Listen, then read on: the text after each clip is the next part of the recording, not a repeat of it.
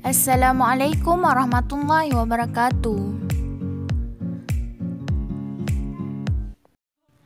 Yahudi, Zionis, dan Israel, ketiga kata yang sangat ini sering trading di dunia maya, namun masih ada saja yang sering salah dalam memahaminya. Alhasil kesalahan pahaman itulah yang kerap dimanfaatkan oleh pihak-pihak tak bertanggung jawab untuk menyebar propaganda yang memecah belah suatu set golongan atau umat beragama. Menurut seorang antropolog budaya bernama Samonto Al-Qurtubi, Yahudi, Zionis, dan Israel adalah tiga entitas berbeda yang tak bisa disamaratakan. Alasannya, apabila selama ini kalian menganggap bahwa Yahudi adalah salah satunya agama di Israel, maka Samonto Al-Qurtubi menyambut itu sebagai anggapan yang keliru. Bagaimana tidak berdasarkan data Kantral. Dari 9 juta warga Israel, 70%-nya merupakan penganut Yahudi dan sisanya terbagi ke beberapa etnis agama, yang mana 2%-nya adalah penganut Kristen, 1,6% penganut Druzaisme, dan 18%-nya lagi adalah umat Muslim. Selain itu, hal yang selalu disalahpahami orang-orang kita, menurut Samonto Al-Qurtubi, adalah percaya bahwa Yahudi merupakan komunitas yang monolitik dan seragam, padahal sesuai data Berman Jerwis, dari 15 juta jiwa umat Yahudi di dunia ini, sekitar 47,9% tinggal di Amerika, 47,1%-nya tinggal di Israel, dan selebihnya terbesar di berbagai belahan dunia lain. Untuk di Indonesia sendiri, penganut Yahudi dulunya hanya berjumlah kurang lebih ratusan jiwa, meski jumlahnya terbilang sedikit. Pemerintah kita tetap mengizinkan mereka membuat sinagog atau rumah ibadah yang satu-satunya bisa menjadi ditemui di kota Manado, Sulawesi Utara.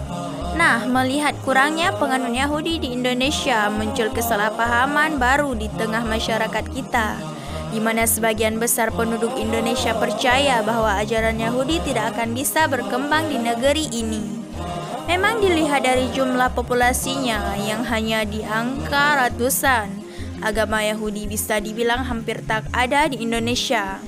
Akan tetapi dengan kondisi yang seperti itu, siapa sangka jika ajaran ekstrem Yahudi yang kita kenal dengan Zionis bisa membuat beberapa tokoh agamawan kita was-was.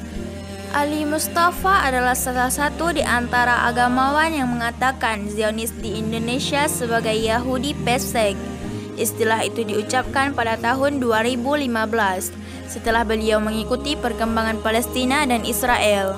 Namun setelah menelusuri sejarah Zionis lebih jauh lagi, ternyata Zionis di Indonesia sudah berlangsung selama ratusan tahun lamanya.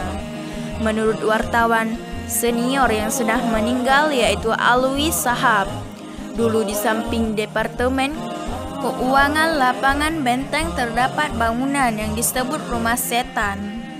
Rumah Setan ini digunakan sebagai tempat perkumpulan Primason atau salah satu nama gerakan Zionis yang tak hanya ada di Indonesia, tapi sudah mendunia. Konon Primason atau Primansori merupakan organisasi rahasia yang dimunculkan kembali oleh sekelompok Yahudi pada tahun 1717 Masehi di Inggris. Karena itu tak ada informasi pasti tentang kapan dan siapa orang pertama yang membuat organisasi ini. Yang jelas dalam mencapai tujuannya, organisasi Freemason menggunakan kedok bersaudara kemanusiaan, tak membedakan agama dan ras, warna kulit maupun gender serta tingkat sosial di masyarakat. Setelah deklarasi di Inggris, kejadian demi kejadian yang berhubung dengan Zionis dan Israel berlalu begitu cepat. Contohnya pada tahun 1890, dengan klaim mengambil dari isi kitab Tauratnya, seorang Yahudi sekaligus anggota Primason bernama Nathan Birnbaum untuk pertama kalinya memperkenalkan kata Zionis sebagai sebutan bagi Yerusalem dan bangsa Israel tak lama setelah itu, tepatnya pada tahun 1896. Membuat kata Zionis menjadi populer melalui buku. Setahun berikutnya, istilah Zionis dilakukan dalam Kongres Zionis pertama di Basel, Swiss, dan menyepakati protokol Zionis yang berisi 24 butir.